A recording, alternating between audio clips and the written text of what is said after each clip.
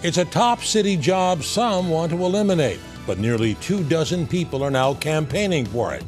This morning, meet 3 of the candidates vying to be New York City's next public advocate.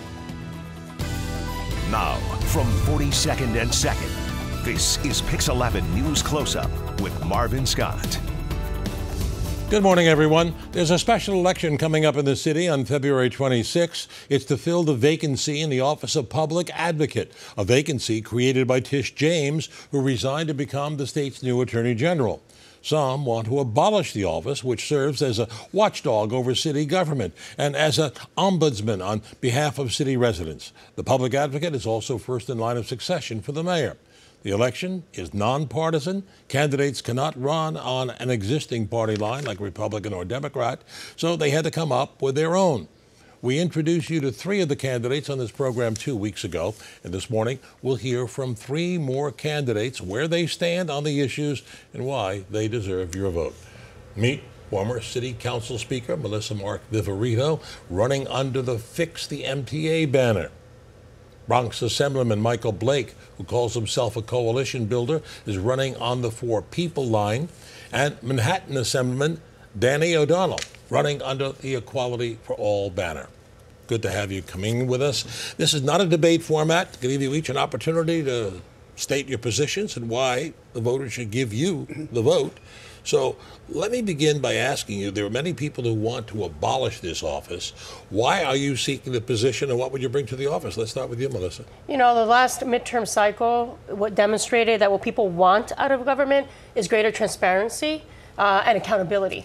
And not less government, right? Not less accountability in government. So the Office of Public Advocate is an independent watchdog over the mayor and ensuring that city agencies are doing what they need to be doing on behalf of New Yorkers. So I am a fighter for equity and justice with a track record of success. Having been 4 years as Speaker, 12 years in the City Council, I have demonstrated what my values are about, and that I will bring that passion for advocacy and for justice and for equity for all New Yorkers to this position. And I will make that known to all New Yorkers and hope to get their vote on February 26th. And what would you bring to the office, Senator Blake? Well, the vision that we have is jobs and justice for the people. We want to help people to get opportunities that you don't have. You know, we believe that the MTA should be working for you and the buses and trains should be running on time. And I believe that I can be a public advocate that sits on the MTA board to help you in that way. We believe we should focus on equity so that we're tracking the jobs that are being created across New York City for small businesses, for women, for people of color. And when we think about what happens on education, we can't continue to just hope for things to turn around. And so this vision of what we want to bring to the role, Marvin, is how do you provide jobs and justice for all New Yorkers? When we see that 10% of our children in public schools are homeless, something has to change. When we see the conversation on Rikers Island, things have to change. And that's the vision we want to bring to public advocate, and that's why I'm running. Let's go to Senator O'Donnell. Now, I see you brand yourself as a loudmouthed, independent candidate who is most qualified and most experienced. What would you bring to the Office of Public Advocate? I've been an advocate my whole life. When I got out of law school, I became a public defender, learned the criminal justice system, and served that for 7 years. Then I went in private practice, represented tenants, civil rights cases, and then I joined Community Board 9 in Harlem, where I fought and advocated against overdevelopment for 16 years. I'm a member of the State Assembly who actually gets things done, the author of the Marriage Equality Act. I have the distinction of being the only member of the state legislature whose picture has been on the cover of the New York Times, not in handcuffs, because I passed the marriage equality law. Okay. Now that we know why you're so qualified for the office, let's find out, how would you deal with the biggest problems facing this city? Right now, it seems to be 3 of the biggest problems be housing, transit, and what would the third one be? Housing, jobs, transit, jobs, creating more jobs. Let's start off with the housing situation, NYCHA. 400,000 residents living in deplorable conditions, no heat, no hot water. How would each of you deal with it? Melissa. Look, NYCHA is a crisis and a disaster, right? And right now, the conversation that's happening at the federal level is whether or not, under this hostile administration to black and brown communities, to low-income communities, whether or not the federal government is going to take control of our public housing.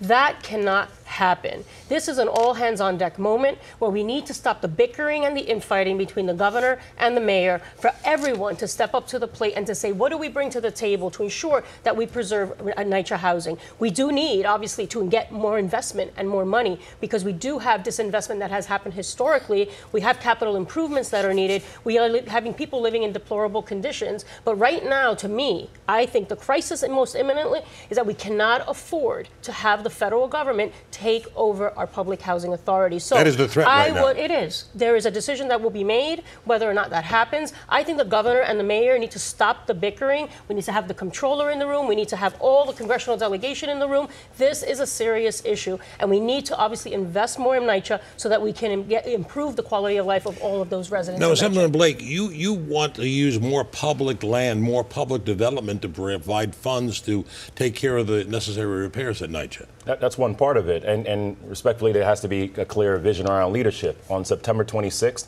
I was the only candidate in this race that testified to Judge Pauly to say very clearly we have to have focus when it comes to NYCHA, whether it be addressing the lead crisis, which Melrose houses within our district was one of the buildings that the mayor and the administration lied about. They knew the data was there about children having lead in their blood. So people should have heat and hot water. You should not have lead. You should not have rats. You should not have these challenges. And at the end of the day, the $2 billion settlement can be a game changer for the 400,000 people. Now, to your question around the public lands, that is a way that you can bring in revenue without having takeovers of what's going on in NYCHA developments right now. The city has properties that we can build upon, focus on that being market rate so that you don't have to have changes happening in public housing. The reality is this. For individuals that were there before, what were you doing before? And the reason why we testified on September 26th is saying for the $2 billion settlement, for the strategies around NYCHA to address what's happening with lead, that's the vision we have right now. Let's hear from Danny. The problem is that these things take money. And where does the money come from? The money comes from legislative bodies, and it comes from the mayor and the governor. Ms. Viverito was the Speaker of the City Council for 4 years. What did you do to provide the money to fix them? What we're doing is putting Band-Aids on the problem. So we were given each $1 million in the Assembly a couple years ago to help. And in the projects in my district, please don't interrupt me. It's disrespectful, okay? Give you each an opportunity. Go ahead. Fine. So we were each given $1 million. I went to the leaders, and they wanted new doors. Do you know what we got? We got 2 doors for $1 million. 2 doors. So we need to stop putting Band-Aids on the problem, start to fix the big things like the roofs, the elevators, the boilers. Specifically, how would you do it? You need to put money into it. Yeah, where are you going to get the money? From the city of New York and from the state of New York. And that's what needs to happen.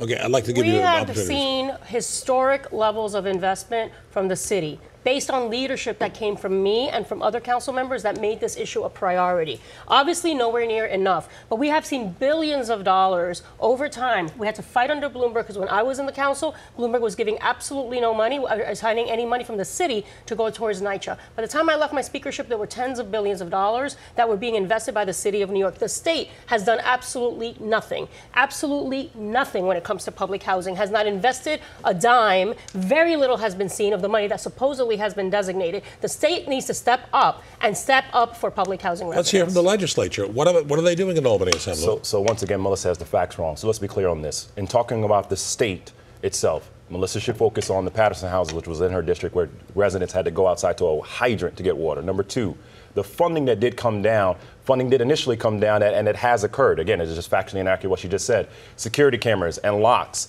and playgrounds and renovations that have happened with particular developments. Lastly, you cannot ignore what is happening again around the $2 billion settlement. There's a $2 billion opportunity to provide funding for the tenants. And what they're asking right now is what's going to happen around lead and heat and hot water, and that is what can happen right now. Okay.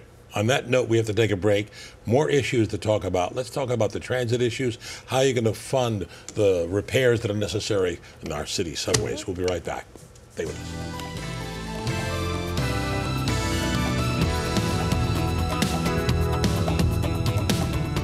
Back now with former Council Speaker Melissa Viverito, Assemblyman Michael Blake, and Assemblyman Dan O'Donnell, 3 of the candidates in the upcoming special election for public advocate. We had quite a debate a moment ago. I said I was not going to let this get contentious. It did continue during the break, talking about public housing and how we fix it going forward. Let me ask you this. There have been so many failures there. Should Mayor de Blasio be held accountable for these failures? Absolutely. Yes, without a doubt. People need to go to jail. I mean, let's be very clear about this. At the end of the day, the mayor and other individuals lied about kids having lead in their blood. They said initially it was 19. It rose to 200 because they acknowledged the data was intentionally being held. If this was any other development and any other property, people would be held criminally liable. I think this is definitely a serious issue. And let's not lose track that the issue of lead is pervasive throughout the city of New York, and we have to hold all landlords, including NYCHA, accountable. 85 to 90%, probably more, of the lead issues are happening in all of our private residential properties, and we have a serious issue in NYCHA as well. So yes, whoever needs to be held accountable, and the mayor is included in that, needs to be held accountable. But this is a greater issue that we need to resolve and be very aggressive about eradicating. Lead is a very serious issue, but it's not the only serious issue in public housing. The reality is that money for projects, money for things like that come from legislative bodies. I've never controlled a legislative body, so I don't have the ability to tell you that I can do that. Others at this table have. So the question is, going forward, what do you need to do?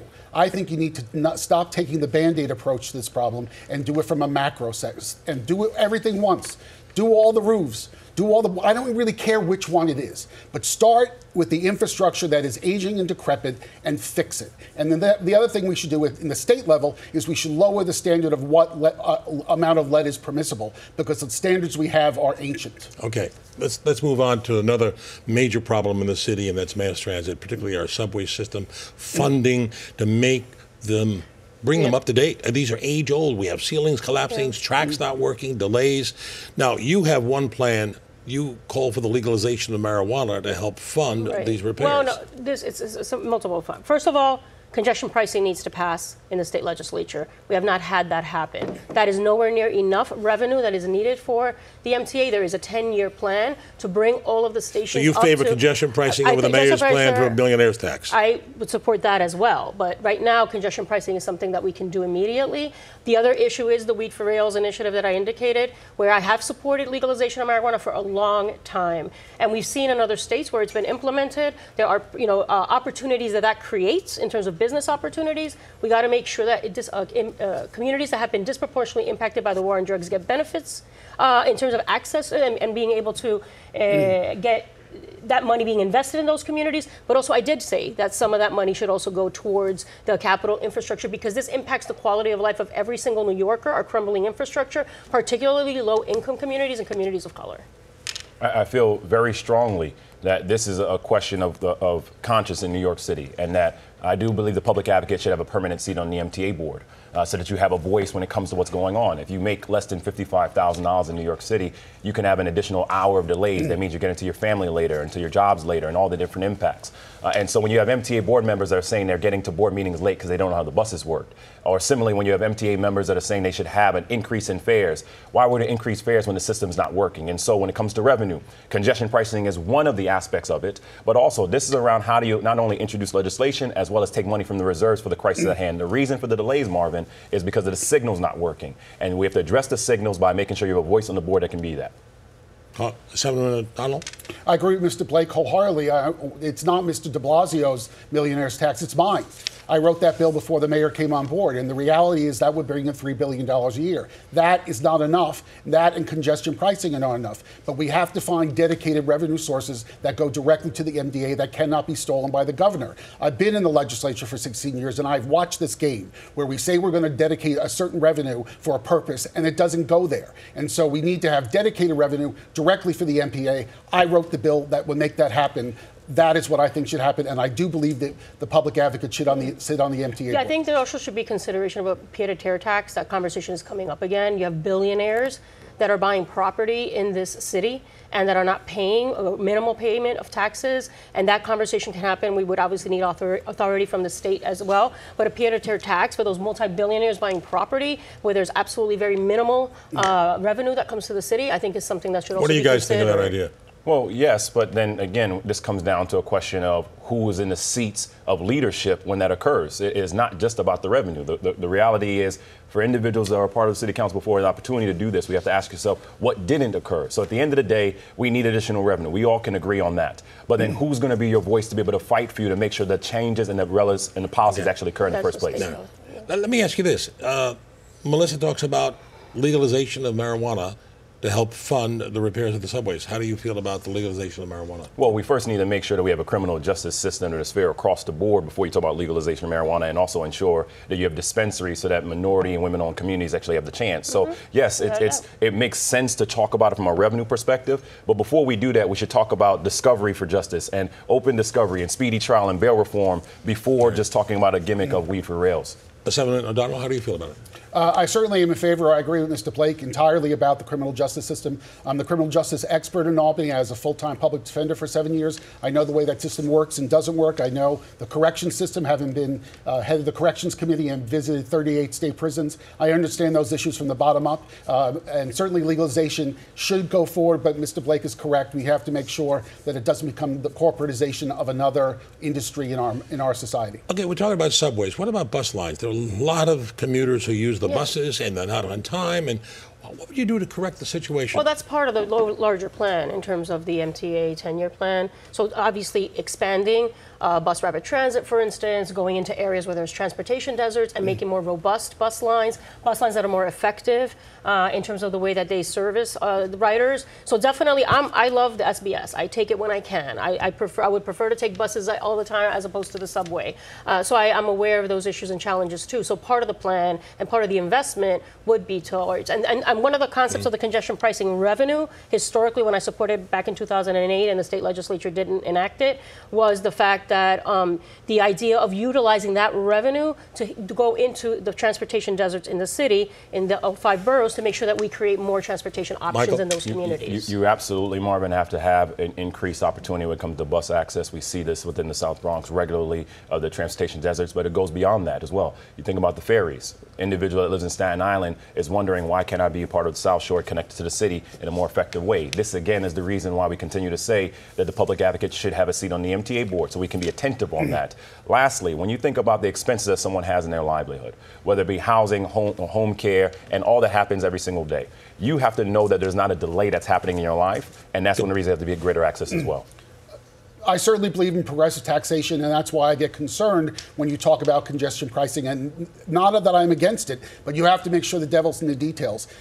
And transportation deserts exist, and when people like Amazon come to Staten Island and there's no mechanism for public transportation for their workers to get to where they are, that has to get fixed at the same time that we're putting those things in place. Okay, I want to talk about Amazon in the moment. I have so much more. The third major issue in New York City right now is homelessness. I want to pick up on that right after the break. Stay with us.